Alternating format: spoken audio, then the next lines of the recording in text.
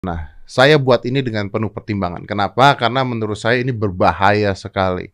Dan saya tuh sebenarnya belakangan ini juga udah nggak pernah ngurusin kehidupan orang, kecuali kalau kita lagi ngobrol berdua. Tapi ini udah ini udah ngaco menurut saya. Gini, ini video khusus untuk Mbak Yu yang mengaku dirinya adalah paranormal. Saya tidak ada masalah dengan Anda sama sekali. Dari dulu pun tidak ada masalah. Tapi saat ini menurut saya menjadi sebuah masalah bukan buat saya, tapi buat cara berpikir orang-orang Indonesia yang akhirnya jadi kacau begitu dengan adanya orang-orang seperti Anda. Kalau ngomongin prediksi, ngomongin ramalan, dan kenapa saya harus bicara, base pendidikan saya itu psikologi gitu. Saya tahu ada yang namanya placebo, nocebo, saya tahu ada yang namanya impact bagus, impact jelek, saya tahu itu semua, saya belajar itu semua. Saya tahu yang namanya bias, saya tahu. Saya selain dari psikologi juga, saya itu adalah seorang mentalis terbaik di dunia 2 kali berturut-turut. Mau prediksi, saya udah pernah prediksi koran Kompas headline-nya minggu depan apa. Saya pernah prediksi hasil bola yang menang siapa sampai skornya apa. Oke, untuk entertainment, untuk hiburan, untuk tontonan. Nah, kalau Anda mau meramal, memprediksikan sesuatu yang mana, ingat, saya tidak percaya. Saya tidak percaya. Saya tidak pernah percaya sama hal-hal seperti itu. Buat saya pribadi, dukun itu, yang sakti itu ada 2 cuman. Dukun beranak sama dukun pijit. Itu doang. Yang lain menurut saya pribadi, disclaimer saya pribadi, saya tidak percaya. Kenapa saya tidak percaya? Karena base pendidikan saya adalah psikologi. Gitu ya. Orang-orang itu bisa dibuat percaya seakan-akan benar kejadian karena diatur, karena kepercayaan. Tapi apakah saya pernah gitu lalu mengkomplain paranormal lain atau misu-misu? Nggak pernah. Karena buat saya itu kultural, itu kebudayaan saja. Mereka mau melakukan itu ya silakan, mau baca tarot ya silakan, asal tidak berdampak besar buat masyarakat besar. Jadi kalau mau alay-alayan, pura-pura ngeramalin artis gitu, silahkan gitu. Tapi kalau sudah masuknya adalah, wah, ramalan tentang pesawat terbang jatuh gitu ya. Setiap saat juga akan ada pesawat terbang jatuh. Kalau ramalan tentang ada artis yang akan ketangkep, pasti akan ketangkep tuh, saya udah ngomong. Kalau artis akan pakai narkoba, saya mendapatkan nih ada satu artis nih nanti yang terkenal sekali kena, udah pasti akan terjadi juga. Ya, itu namanya saya udah jelasin, hukum tong sampah. Kalau saya ngomong 100 omongan, saya ngeramalin 100 ramalan, pasti 2 apa 3 kejadian. Lalu setelah itu dibus yang terjadi. Jadi ada 100 omongan saya, lalu 3 kejadian. Nah, yang akan saya bahas yang 3 itu yang kejadian. Dan masyarakat hanya akan ingat yang 3 kejadian. Sedangkan omongan yang lain yang nggak kejadian, ya nggak kejadian. Dan ada yang namanya cold reading, dengerin saya baik-baik. Cold reading artinya apa? Kita membahas sesuatu yang sebenarnya sudah bakal terjadi. Karena itu sebuah kebiasaan seperti baca ramalan bintang. Ramalan bintang itu, kalau dibalik-balik ramalannya, ya semua orang akan merasa dirinya seperti itu. James Randi, cari James Randi, itu orang yang pernah menipu NASA di Amerika. Ya, pernah melakukan sebuah percobaan. Jadi dia mengumpulkan beberapa murid di satu tempat kuliah di kelas, lalu dia cek namanya, tanggal lahirnya semuanya, dan diberikan ramalan satu-satu.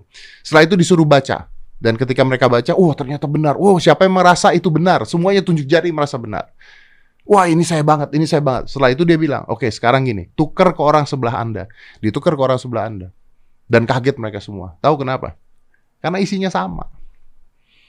Karena isinya sama, majemuk isinya sama. Orang, pikiran manusia akan mencari hal-hal yang terjadi atau sama dengan dirinya sendiri, lalu merasa bahwa itu adalah dia. Merasa bahwa itulah dia. Merasa bahwa saya diramalkan. Nah, bahayanya apa hal seperti ini? Ada yang namanya nocebo. Nocebo ini apa? Orang yang tadinya tidak berperilaku sesuatu negatif, menjadi negatif karena dia percaya sekali terhadap apa yang diramalkan oleh sang peramal.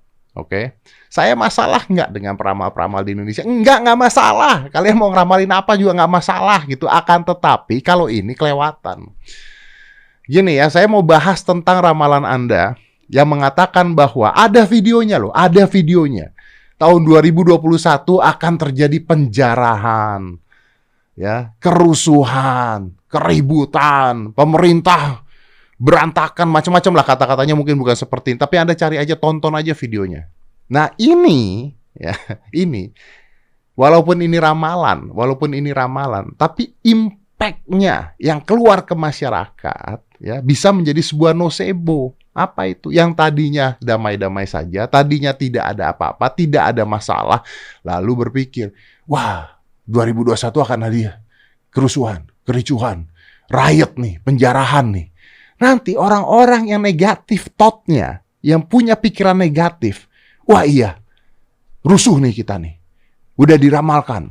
Dan itu nggak perlu langsung begitu loh, subconscious loh. Very subconscious.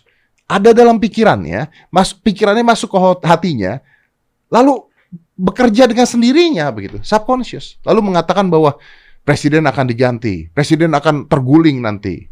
Ya, itu Anda mengatakan itu di satu video, mengatakan tahun 2021. Nah, setelah saya ngomong di podcast saya, lalu terjadilah peralatan, diralat. Enggak, maksud saya pergantiannya adalah presiden di tahun 2024 nanti pergantian.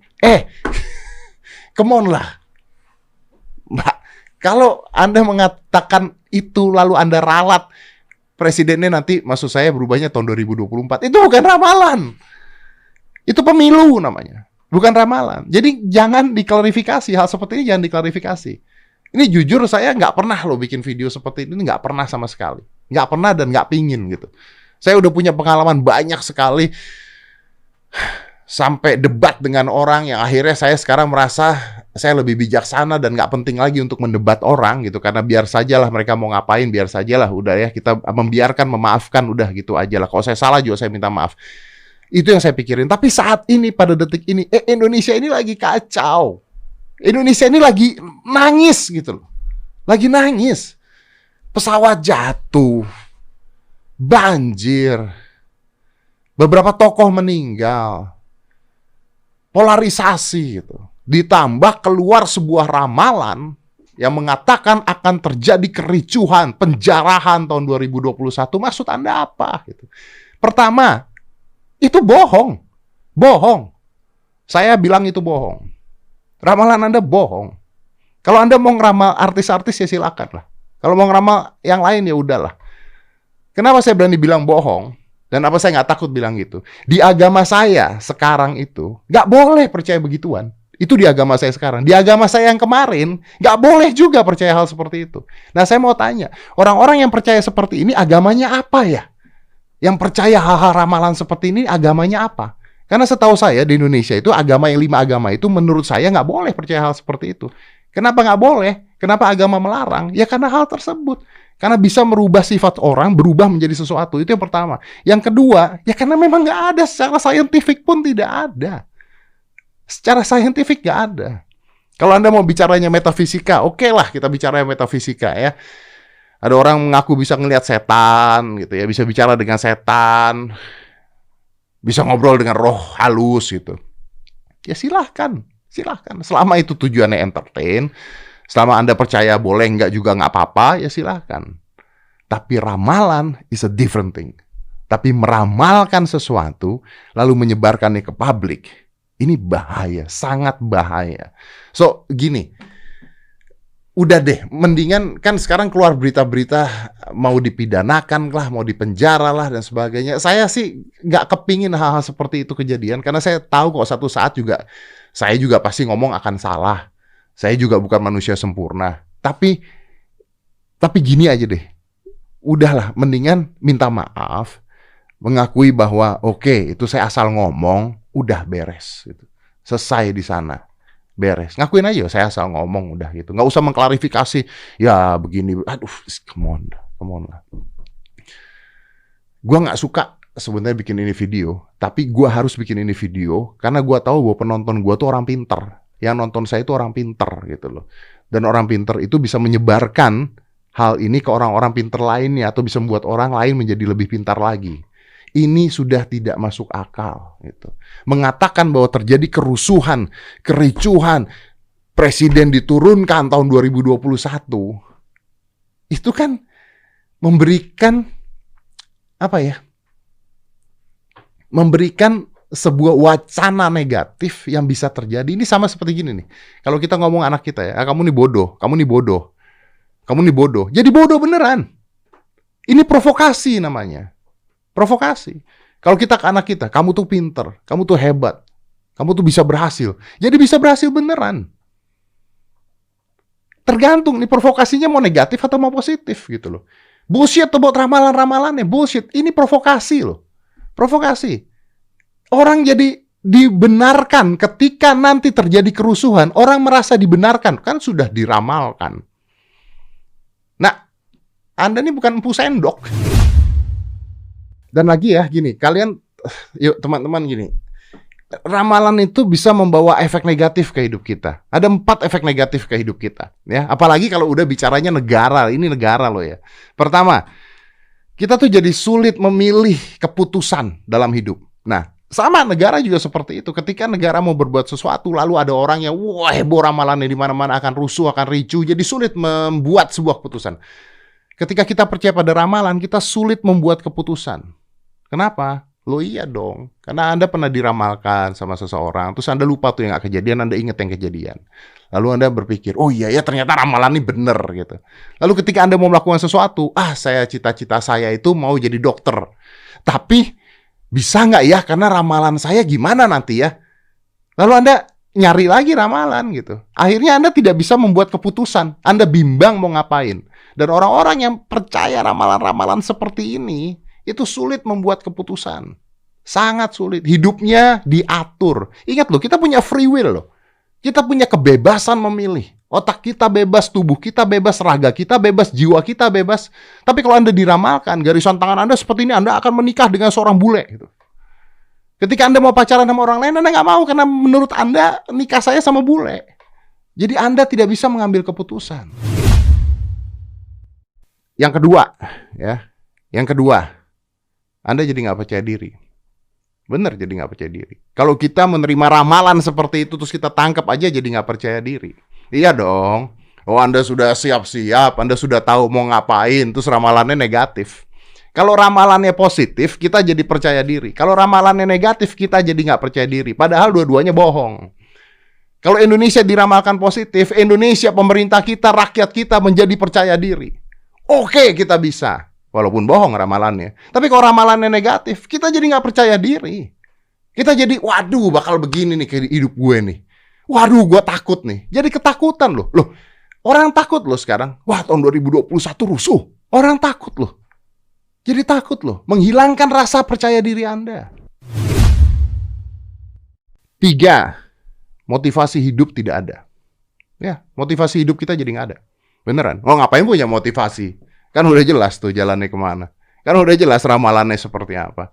Kan udah jelas rusuh gitu ya. Walaupun selalu dikatakan, ya ini percaya boleh, enggak juga boleh. Ya ini bisa saja tidak terjadi gitu ya.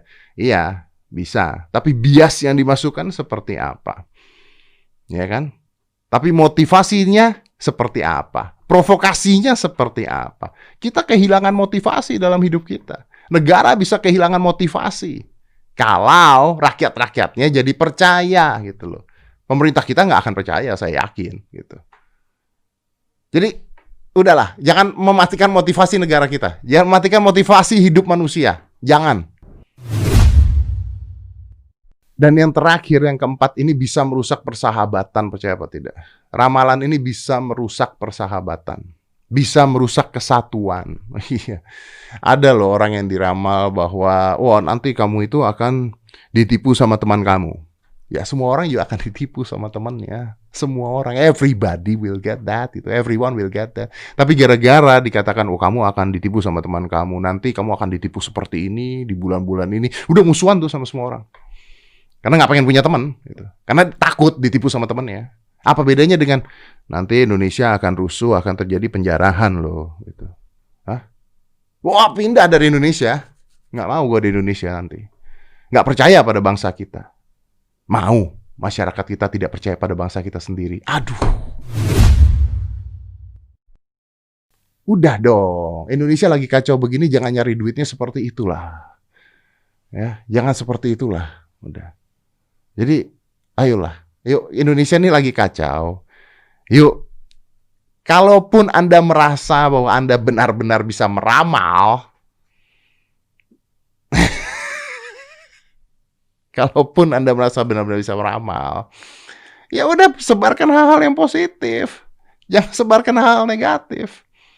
Jangan. Bener deh, jangan. Walaupun saya nggak percaya ya, dan saya yakin sekali orang-orang beriman juga pasti tidak percaya gitu ya dengan hal-hal seperti ini. Jangan. Ada teknik-teknik meramal. Meramal itu kan gampang. Tinggal posisi kan. Nih, saya bisa tahu nih ada mobil bakal tabrakan. Saya bisa tahu. Saya tahu mobil merah sama biru bakal tabrakan. Ini ada persimpangan jalan nih. Ini mobil merah di sini, mobil biru di sini. Posisi saya ada di atas. Saya lihat tuh. Nih, ini nggak ngerem, tabrakan. Saya ngeliat tuh. Dia nggak tahu. Saya ramalin. Nih, berapa detik lagi mobil tabrakan. Karena saya ngeliatnya dari atas. Ya, posisi kita berada di mana. Oke, dan ini nggak metafisik. Ini scientific. Logic. Meramalkan itu logik. Kartu tarot itu juga ada logikanya. Jadi dan saya kenal loh dengan banyak sekali paranormal. Saya kenal Mbah Mijan, saya kenal Roy Kiyoshi, saya kenal banyak banget itu. Saya kok nggak pernah dengar ada orang ngeramalin tentang bakal terjadi kerusuhan, kericuhan, dan presiden dimaksulkan tuh saya nggak pernah loh dengar ada orang berani